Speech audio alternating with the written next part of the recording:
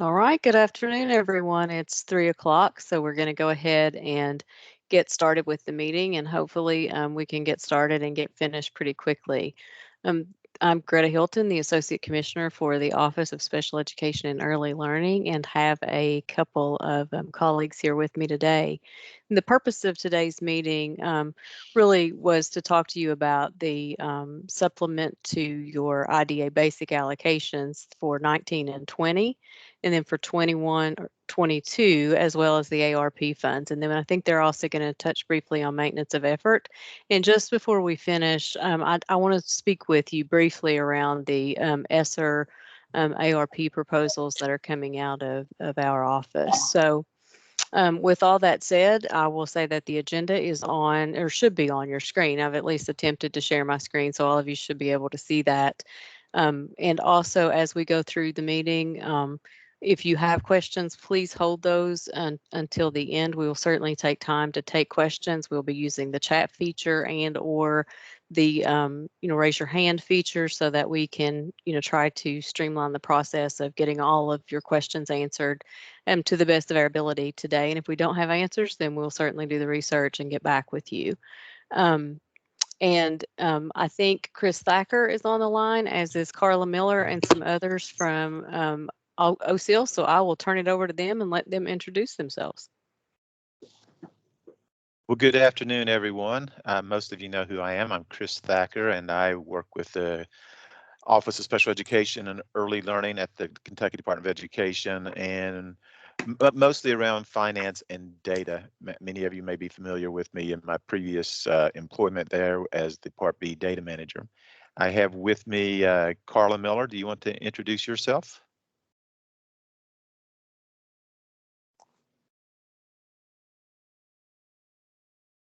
Off of mute.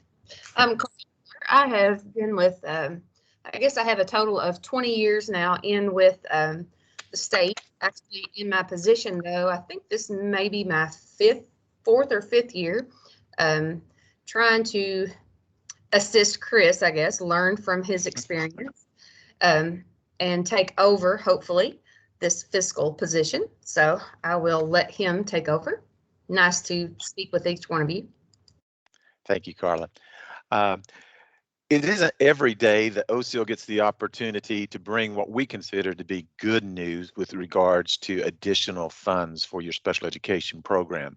You know, year to year, the IDA allocations that many of you receive might go up just a little bit for the basic program, and the preschool program is pretty well been flat funded for the last decade or so, maybe a little bit of an increase or a little bit of a decrease from year to year, depending upon your individual numbers.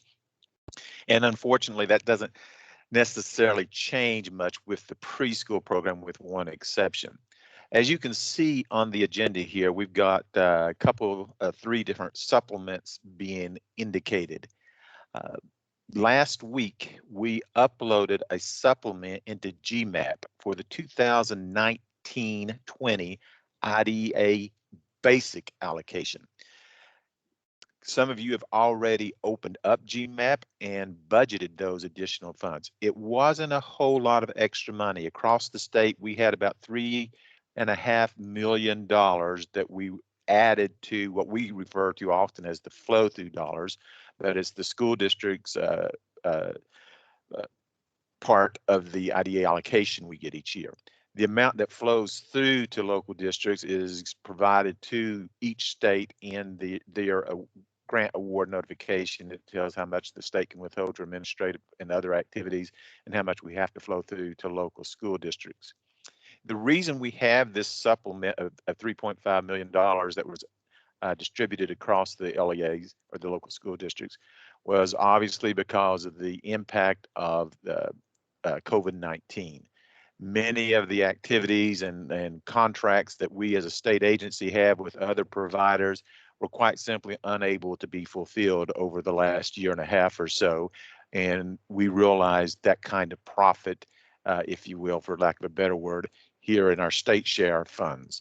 So rather than return those to the U.S. Department of Education and let them go unused, we thought the best thing to do is let those additional funds, or those funds, benefit directly students with disabilities in each of the local school districts across the state.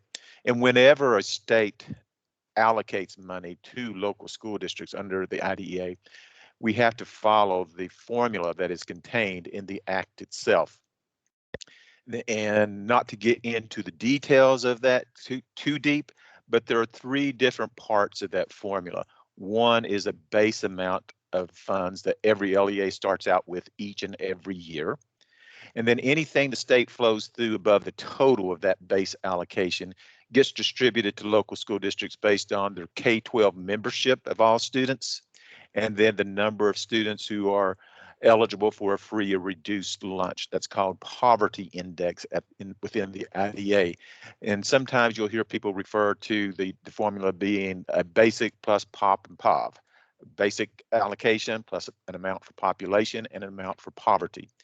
So anything that we fund above that basic allocation, 85% of it has to be based upon your population of all students, not just kids with disabilities, and the remaining 15% has to be based upon the poverty index. And we in Kentucky and many other states use the eligibility for a free and reduced meal.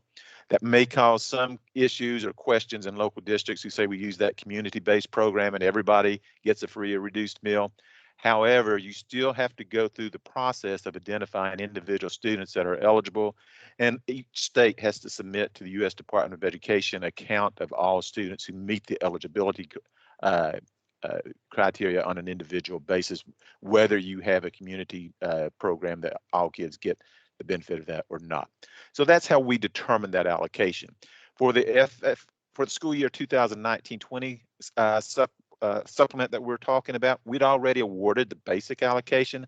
So this additional $3.5 million was all distributed based upon population and poverty. It didn't amount to a whole lot of money in many cases, because when you have 3.5 million, well, that sounds like a whole lot. If you divide that across 170 plus school districts in the state, many of which have a lot of students and many of which have very few students, then we can get into some relatively small amounts quickly. But we figure any amount is better than none, and hopefully that is quite helpful. The downside to that, if there is a downside, is that there's less than 3 months now to spend these additional dollars. These funds expire September 30th of this year. That's the expiration date for the period to obligate the funds.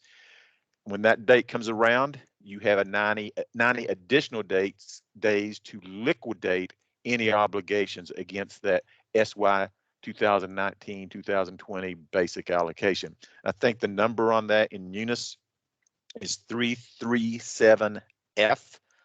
And so you may have already closed out what you have spent from that program based on your original allocation. I have been in contact with the people in Munis, and they tell me that you can go ahead and reopen that particular program and add these additional funds in there, even if it has been audited. Of course, you can't go back and change expenditures that have occurred in that grant, but you don't need to do that. You're only spending additional funds allocated to that. If you have questions specific to this process about opening up Munis on a closed program, you are to send an email to the help desk, if you will, for Munis, and I think that email address is simply munis, M-U-N-I-S, at education.ky.gov, our regular extension after that. And everybody is familiar with Munis, so that should be a fairly easy email address to remember. So again, if you have any questions about that 1920 IDEA basic allocation going up and what to do, that's who you contact. If you haven't yet budgeted those additional funds within Gmap, you will have to open up your Gmap application for the 1920 school year and budget those additional funds. If you have questions about that, Gary Martin is our Gmap person, and you can contact him via email at Gary with one R .Martin, again, at education.ky.gov, and he'll be happy to walk you through that process. But I'm sure many of you really know how to do that already. If you go in there right now and look at it, it'll probably say IDEA, KDE consultant approved or something like that on the status, and you'll just have to change the status to another revision or an update to begin that again, and then it just goes through the normal process that you do in filling out that application process. Because these funds are so old, if you will, more than 24 months now into the life of them, we're not requiring that additional funds be set aside or any of these funds be set aside for the private school proportion amount. Or if you're a district with significant disproportionality, we're not requiring these 3 months worth of funds be added to the CCEIS for that particular year. Any questions that you may have with regard to the 2019-20 IDEA basic allocation, make sure you put them in the chat, or you can email myself at chris.thacker, again, at education.ky.gov, or Carla with a K. Miller, again, at education.ky.gov, and we can answer those questions for you as well. Back in the spring, a couple of 3 months ago, we uploaded the SY 2021-2022 basic and preschool IDEA allocations as we knew them to be at that time. Recently, we got a GAN notice that added a little bit of extra funds to the IDEA basic allocation. And so it's across the grand total of that increase is less than $200,000. So it's a very small amount of an increase in your IDEA basic allocations for the 21-22 school year that we're coming into right now. But once that gets uploaded into Gmap, and it may already be, I'm not sure, but it's another office that uploads that information, you'll need to follow the same process of opening up that application to budget those additional funds. One of the things that you do in Gmap when you're budgeting that, and I alluded to that earlier, was setting aside money for the private school portion amount. So make sure that you have all the data entered into the Gmap application that will tell you how much of your IDEA allocation has to be set aside for the private school students with disabilities. So again, that's a very small amount, and that should be coming, if it hasn't already, down the pike very soon. The 19-20 allocations are already out there, and you can be budgeting those. But the way you open up and budget these additional funds is the same process, whether it's the 19-20 or the 21-22 funds that we're talking about. The next level, or the third bullet that we're talking about, is the really, really good news that we have as far as additional funds are concerned. And in fact, these are two supplements under the American Recovery Plan that we often refer to as ARP. A lot of times we're actually referring to it as ARP IDEA. These are funds made available to LEAs through the IDEA's allocation process. And I kind of described that process to you earlier. With these funds, again, that base allocation that we spoke to has already been met through the original or traditional IDEA funds. So we won't be awarding any additional base funds, but all of the ARP funds, whether it's for the basic, the school age program, or the preschool program grants, will be distributed based upon the K-12 enrollment of all kids and the number of kids eligible for a free or reduced meal. And we use the same numbers with regards to that formula, whether we're distributing it for the school age or the preschool. In other words, if your district has 2,500 K-12 kids in membership, then whatever each kid of that 2,500 generates of additional basic funds, that's how we'll calculate that. When we look at the preschool, we look at those same 2,500 kids, and whatever additional that they generate based upon the additional preschool monies, that's what they'll get. It isn't limited to preschool kids, and it isn't limited to kids with disabilities. So keep that in mind. So in listening to this, you may have noticed, and this has been the case since the 1997 amendments to the IDEA, the federal funds for special education under the IDEA are not based on child count. So your child count for special education can go up or down, and it won't impact your federal IDEA funds. It looks at your overall membership and, again, that poverty index that we spoke about. When I look at the school age program, it's roughly $37.5 million that we're flowing through to local school districts. That's the entirety of the supplement. There's no withholding of any of those ARP IDEA funds for the school age program for state administrative purposes. All the state monies comes out of the original allocation. So this was purely 100% yours. And $37.5 million can have a substantial impact on your local budgets.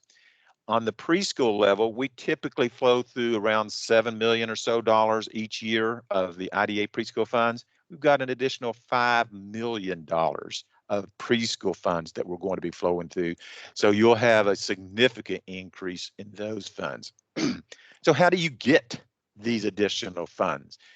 We are working with the people who develop Gmap, the grants management application system. I don't know the exact acronym. Gary can tell you that if he's online, or type it in the chat perhaps. We are creating with those people a separate application of sorts. I say of sorts because it's not an application as much as it is an opportunity or a place to budget these additional funds. Because these additional funds or supplemental funds are being awarded under a separate act, the American Recovery Plan, as opposed to the IDEA, they're going to have a different account number. This year's IDEA basic, I think, will be 337I, because I believe they skipped the letter H. We don't know yet what the four-digit number will be that will be assigned to both either the basic or the preschool funds for this sort, but it will be a separate budget. The kicker, though, is the private school proportionate amount and the monies reserved for comprehensive coordinated early and intervening services has to come out of these funds as well. Or at least you have to take, when you're doing that 15% for a significant disproportionality or CCEIS, it has to be inclusive of your ARP IDA basic and preschool and your traditional IDA basic and preschool. So you'd add all four of those together, and whatever that total is, 15% of it would have to go to CCEIS if you're having to implement that. We are separating it by the program so that you'll have 15% coming out of your traditional IDEA basic and preschool and your regular Gmap application, and then in your ARP IDEA application, there'll have to be 15% that comes out of that as well. These would be parallel budgets. Each have the same exact requirements as the traditional IDEA funds. You'll have to report on them quarterly. They have a 27-month period of availability to obligate. They'll have 90 days additional after that obligation period ends to liquidate. You'll report, like I said, the approved expenditures against the approved budget at least on a quarterly basis or monthly if that's what you desire. There'll be a separate line on your drawdown when you start drawing down these funds. There are a few cautions that we at KDE or OSIL would give to you, and that is, since these are a one-time only opportunity, you're going to have this extra money for the life of 27 months. That sounds like a long time, but it's a one-time shot. It's just one-time allocation that lasts 27 months. Be careful not to budget those funds for things that have to continue over time. For example, permanent employees.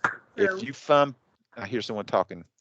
If you fund those employees out of this fund, the money goes away when it's gone, and it's gone. So you don't want to be left holding the bag, needing to continue to support employees that you now no longer have the resources to do. To just be cognizant of that. I'm not telling you that you can't use it for personnel. You can, but make sure that you're accounting for that and realize that the money, once it's gone, it's gone. The next caution has to do with the next bullet, and that is the maintenance of effort impact. Maintenance of effort requirements are not being waived. They're not going away. So that means you can't supplant the amount of state and local funds that you spend providing special education and related services with these additional funds. If you spent $1 million out of state and local or whatever one of those four tests said, you've got to continue to do that just as you always have. This does not relieve you of that requirement. So again, another caution to be extremely careful not to replace those state and local funds. Because there is, however, this significant increase in the IDA basic funds, because when we add the ARP IDA to the basic allocation for this 21-22 school year and compare it to the 2021 allocations, maintenance of effort allows for an adjustment, which is that second bullet under MOA. Whenever there's an increase in that IDA basic allocation, a district could be sure you hear that word, could be eligible to reduce the amount of state and local funds it spends on special education up to half of that increase. So if your increase is, let's say, $1 million, just throwing a number out there, then you could potentially reduce your state and local expenditures by $500,000. Here's the kicker. I keep saying potentially, and I'm cautioning you, be aware of this. Not everybody gets to do that. If your determination was not meets, and the determinations I believe just went out or getting ready to go out. If you didn't receive a meets, you don't get to take advantage of that opportunity to adjust or reduce your state and local expenditures. If you are a district with significant disproportionality that is being required to implement comprehensive coordinated early intervening services, or CCEIS, for the school year that we're coming into right now, you're not eligible to take advantage of that. We've got like 173 school districts when we include KSB and KSD, and out of those, there's probably 145, 150 that are going to be eligible to reduce or take this adjustment. The rest of you won't for one or two of those reasons. So again, be very aware of that. There's a third criteria that you have to meet, but we haven't identified anybody under that third criteria. And that third criteria is that you're operating a program for special education that makes FAPE available to students with disabilities. Greta, there's a request for a copy of the agenda. If you want to send that out over the DoSE listserv, that would be great. The next thing we want to look at is when we're looking at that supplement or that savings under the adjustment, and like I said, it could be quite significant because we're flowing through $37.5 million extra dollars. Plus, there was a slight increase in the regular IDA basic funds that we got as a state this year over the previous years. So all told, we're probably flowing through around $40 million extra dollars this year. So there's the potential to be $20 million of MOE adjustments spread across the various local school districts. There is a requirement that you're supposed to spend the money that you save as a result of this adjustment, and when you reduce your state and local expenditures for special education, whatever you reduce it by, that $500,000 example I gave a while ago, it has to be spent on programs or allowable activities under the Elementary Secondary Education Act, the ESEA. We will be sending out something in the very near future that we're getting from one of the National Technical Assistance Centers, CIFER, for you to be able to document how you're going to spend whatever monies that you may be saving as a result of taking this adjustment. Previous years when this has occurred, the adjustments have been very, very small, and we've not tracked those very well. We found out in our monitoring activities that the U.S. Department of Education's Office of Special Education Programs is doing, I think DMS 2.0. They looked at us on our fiscal records, and that's one of the things that came up is how are we documenting and that local districts that are taking advantage of that adjustment are indeed spending those saved state and local funds on activities allowable under the ESEA. So we hope to get that guidance out as soon as that National Technical Assistance Center gets that product ready, and they've indicated it should be within the next few weeks. So be on the lookout for that. With all of that said, I think I've touched on all of the real issues and problems here. If you have any questions around any of those topics, and I haven't addressed that ESSER 2, I want to save that for Greta to discuss. But on any of those other bullets, if you have questions, email me or Carla, or if it's specific to maintenance of effort, Jonathan Compton. Jonathan is the jonathan.compton, again, at education.ky.gov. Our office phone numbers are 502-564-4970. I'm sure you're all familiar with what those, that number, and it can get to us ultimately, but probably email is the most efficient way to get in contact with us and get a response. Greta, I will turn it back over to you. All right, thank you. So I'm going to open the floor for any specific questions that you may have right now for Chris or Carla. And I think there's one in the chat, Chris. I'm not sure if you addressed this with respect to the school year 2020 supplemental funds. Do these have to be spent by 9/30/21 or only obligated? And if only obligated, is there a deadline for writing the checks and final reporting? Great question. The period of obligation for these funds for the school year 1920 it is in September 30th, 2021, so less than 3 months from now. If you haven't made the obligation for the funds by then you'll have to return whatever you didn't obligate. As far as writing the check, you have 90 days to liquidate, which is the writing of the check for those obligations. But you can't write a check after September 30th out of these funds if you didn't obligate the funds for that particular cost. So be very cognizant of that. When we talked with the people in finance, we talked about such things as potential journal vouchers and what have you. They cautioned against doing journal vouchers. They want it to be new expenditures to the extent possible. And yes, you can take advantage of the indirect cost allowance. It would be the restricted rate. And this is a question Amy Smith asked in the chat. There's a restricted rate that you have, but you got to make sure that it's in your budget. You can't just do it without having said so in your IDA application in Gmap. So for the 2019-20 funds, you'll have to go see what was your indirect cost rate as a district for the 19-20 school year, because that's how it works. It goes by school year. And then you can budget indirect costs for that activity.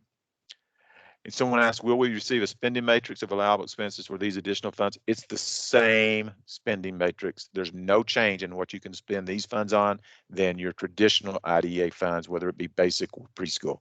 So the matrix is essentially already out there. Any other questions?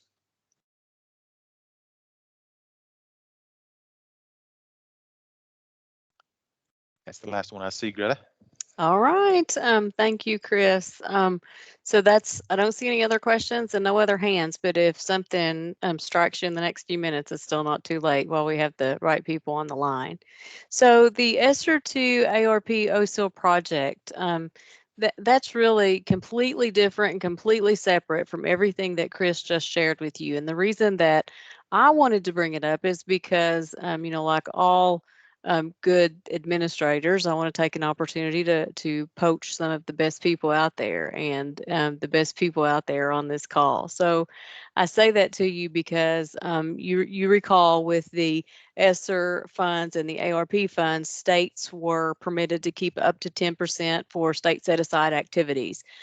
Kentucky has done that. The commissioner is planning to release an RFP to allow other providers and partners, if you will, to submit proposals to be able to use those funds. But in addition to that, he also allowed offices to make specific requests, and offices were funded for some special activities in response to the devastation of COVID-19. So OSIL, actually, we were funded through these funds to, for two really big projects. And actually it's one big project, but it has two major components. The first being preschool through second grade, really looking at our the high quality preschool programs. How do we bridge that? And you'll remember, those of you that have been around a little while, we've talked so much about bridging between preschool and kindergarten, but how do we do that efficiently and effectively? How do we provide the supports and the resources and the tools and everything that all of the preschool providers need and all of the early childhood providers need in those K-1-2 classrooms for teachers, paraprofessionals, administrators, whomever it may be. And really with the idea being that we know COVID has taken an impact, a disproportionate impact on the most vulnerable populations. And so if we have students out there either with disabilities or with suspected disabilities or could potentially be misidentified as students with disabilities due to a lack of instruction that was caused by COVID, then how can we help schools and districts do more to support these students? So that's really part of it. And then the other part of it is really looking at our transition data and looking at our post-school outcomes. And our students with disabilities, they could do better with engagement after high school. And when I say engagement, I mean either in post-secondary education or in the workforce. And so we really want to figure out how we at the SEA can do a better job of working either with local schools and districts or institutes of higher ed or even private businesses to up our game to help get students with disabilities into competitive employment and or post-secondary educations. So we're still hashing out the details of this plan, but we do have some funding to work on it. And as a result of having the funding to work on this new project, which will be in addition to everything that we're already doing, we obviously are going to need people.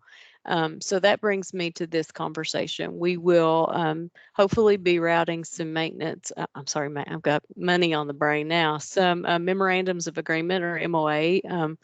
So it would be contract positions. So if you're interested, or if you have some great teachers or preschool coordinators or preschool teachers out there who might be interested in coming to work at the state level for a bit of time, now's the time, because we could do that through MOA so that when people gain the experience, they could go back to the district and bring that perspective back with them. So yes, I'm attempting to poach really good people, but I'm also saying that they can come back with all this extra perspective and new ideas, and we'll have some ideas from what's happening in other districts, maybe not just in your region but across the state. So if we think about it like that, it might be a win-win for everyone involved.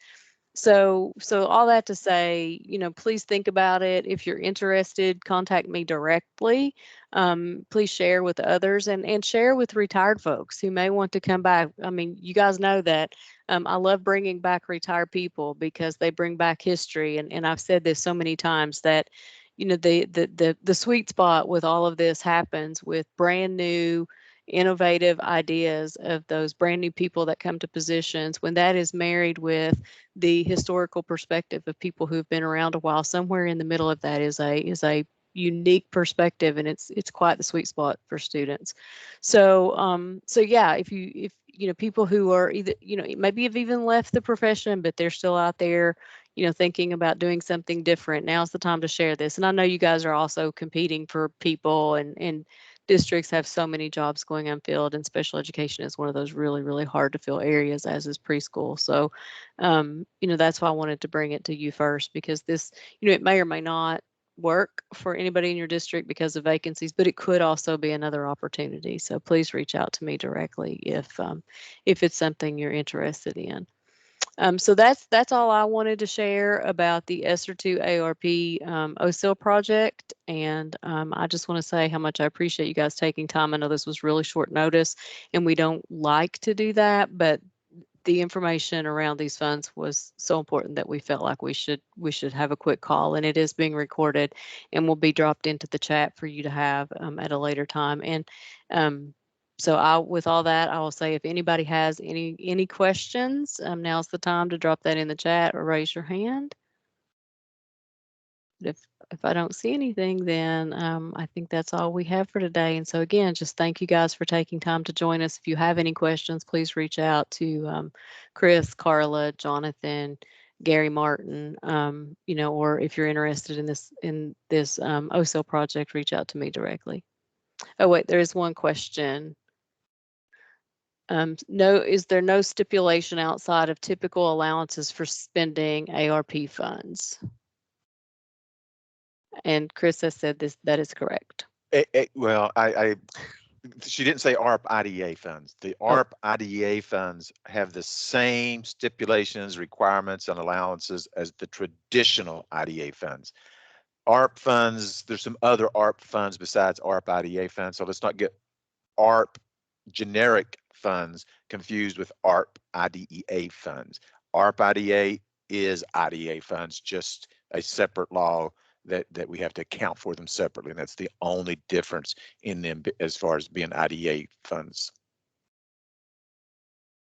Thank you for the clarification. All right, thank you guys. And oh, one last question. How soon do the new funds for 1920 need to be added to Gmap? Well, you've got till September 30th to obligate them, so you need to do it before that occurs, but realistically, you want to do it as soon as possible so that you can get them approved to spend in these 3 months for the activities that you want to spend them on. It's not a whole lot of money in many cases. I don't know what particular district that was that asked the question or how much funding they have. So it may be that you want to put it all in budget for supplies, and you buy a bunch of supplies before the school year begins. That might be a quick fix to it. Okay. All right. Thank you and have a good afternoon.